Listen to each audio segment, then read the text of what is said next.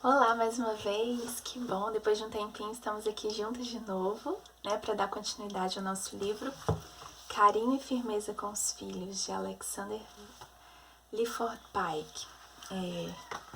Estava com saudade disso, desse nosso momento, desse nosso encontro, e tem sido muito maravilhoso, né, saber que esses vídeos, esses conteúdos têm ajudado vocês na superação de dificuldades, de limites, né?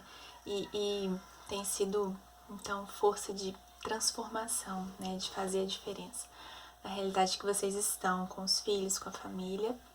Eu sei que é muita luta, é muito desafio, né? E a gente, como mães diligentes, estamos dispostas a encará-los.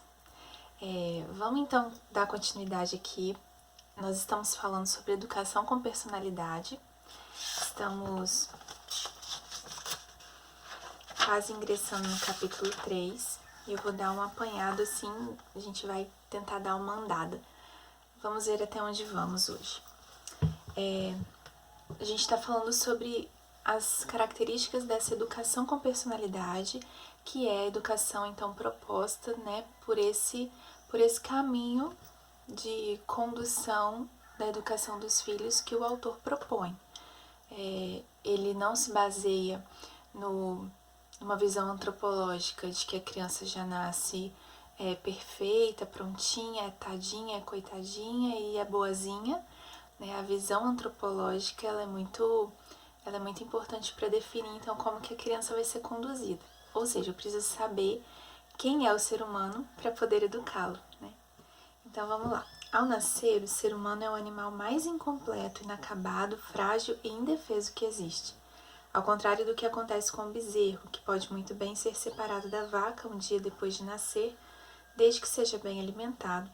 Afastar uma criança dos pais é nefasto, tanto um dia depois do nascimento, como um mês, um ano, ou 6 ou 12 anos. Essa insuficiência, essa falta de autonomia do ser humano obriga-o a depender dos outros para poder desenvolver-se, crescer e formar-se corretamente. Durante a primeira etapa da vida, precisará constantemente do apoio afetivo, mas também da orientação disciplinada do núcleo social básico, que é a família, a fim de poder atuar plenamente, tanto nessa esfera, como mais tarde no ambiente mais amplo, que é a sociedade inteira. Quais são os obstáculos, né, para o desenvolvimento disso? O exercício adequado da assertividade, sem excessos nem encolhimentos, requer, pois, um equilíbrio que não é fácil de atingir. Em algumas ocasiões, você pode sentir-se incapaz de exercer a autoridade na medida exata, exigida pela situação que o seu filho apresenta, quer porque age severa ou brandamente demais, quer porque não sabe como mudar para tratar esse filho da maneira correta e para ajudá-lo a ser melhor. Muitos sentem que fracassaram quando seus filhos só os levam a sério depois de eles terem imposto suas decisões pela força. É justamente essa sensação que vem quando a gente tem que apelar para o grito ou para a palmada, né? Para a violência. Então, é uma sensação de frustração, porque aquele é o extremo em que você submete a criança ao medo, e então é um medo instantâneo, né, um medo real, um medo concreto, não de algo que vai vir e que vai, né, à medida do possível e tentando educá-lo, conduzindo, mas algo que vai cessar aquela atitude ruim. Então, muitas vezes isso causa frustração nos pais, ter que só ser ouvido sob esses pontos, sob esse tipo de intervenção. Os impedimentos que mencionamos podem levar um pai à frustrante conclusão de que não pode fazer nada para melhorar o comportamento dos filhos. Muito pelo contrário, apenas lhe falta dispor das ferramentas adequadas e da autoconfiança necessária para administrar cada situação com firmeza e flexibilidade, isto é, assertivamente. Então, a assertividade é justamente, né, uma das características da educação com personalidade. A assertividade é justamente ser firme e flexível, como nós conversávamos sobre a estaca, que permite o crescimento da planta, ela não é fixa, né, porque permite o desenvolvimento, é maleável, é aquele ambiente que dá a muda que está crescendo essa segurança. Então essa é a função do pai, do pai e da mãe, de ser firme e flexível, como a estaca é para uma mudinha que está crescendo. Então aqui a gente encerra o capítulo 2 e a gente vai entrar então nesses caminhos. Quais são os caminhos da assertividade, né? O que fazer?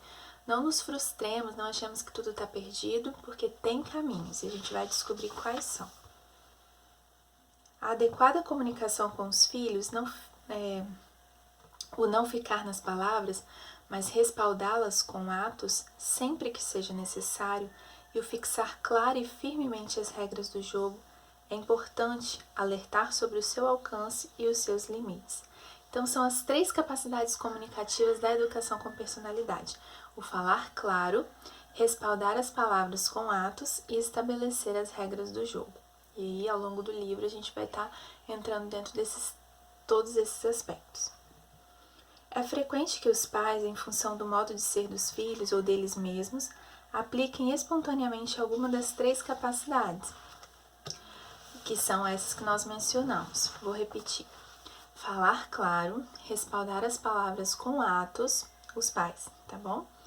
E estabelecer as regras do jogo. Estabelecer um ambiente em que a criança possa ter facilidade de circular, que ela não fique sempre sendo surpreendida pela reação do pai, mas que ela saiba quais são os seus limites, quais são as suas medidas, quais são as suas condições e o que acontecerá, previamente já saber o que acontecerá caso ela infrinja alguma situação de dificuldade, alguma situação imposta ali, né, pelos pais, já ter então as regras do jogo estabelecidas. E aí ele fala: o plano que descreveremos foi escrito para pais de filhos pequenos que não apresentam alterações graves de comportamento antes de entrarem na adolescência. A partir desse período, embora ainda conserve seu valor, a autoridade dos pais resultará principalmente do prestígio que tenham sabido conquistar durante a infância dos seus filhos. E aqui, né, grande maioria, eu acredito, com quem eu me dirijo, são mães de filhos pequenos ou ainda mães de bebezinhos, assim, né, que não têm nem a capacidade ainda de serem educados com essas premissas aqui. Então, a gente parte desse pressuposto, né, que são pais de filhos pequenos que não apresentam alterações graves de comportamento. Conseguir que os filhos mudem de comportamento não é fácil nem repentino, mas é perfeitamente possível. Algumas atitudes dos pais revelam que se deram por vencidos cedo demais. Então, a gente vai aprender agora aqui no capítulo 4, né? Esse foi o 3, a gente deu uma passadinha por ele, basicamente é isso.